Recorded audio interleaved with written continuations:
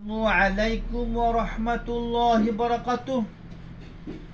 আমার সম্মানিত বন্ধুরা, আজকে আমরা জানব হার্টের একটি তদবির, হার্টের অসুখ বিসুখের একটি তদবির, সুস্থ হওয়ার একটি দোয়া, সুস্থ হওয়ার জন্যে একটি কৌশল।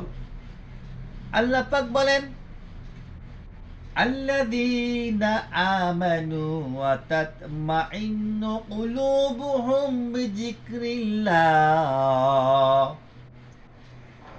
ألا بذكر الله تطمئن القلوب।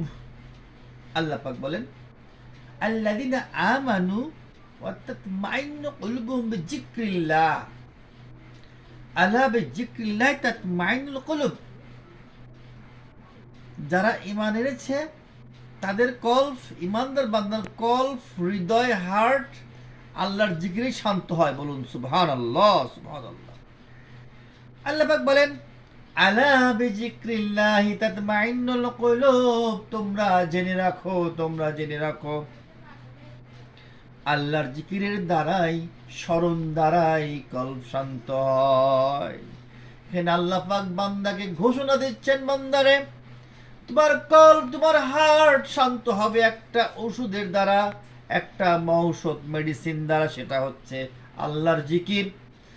যত বেশি বেশি আল্লাহ পাকের জিকির করবে তোমার কল্প শান্ত হবে, সুস্থ থাকবে। যদি কোনো জ্যাম থাকে, কোনো অসুখ বিসুখ থাকে, আল্লাহ পাকের জিকির দ্বারা আল্লাহ পাক সেটাকে সুস্থ করে দেবেন। সেটা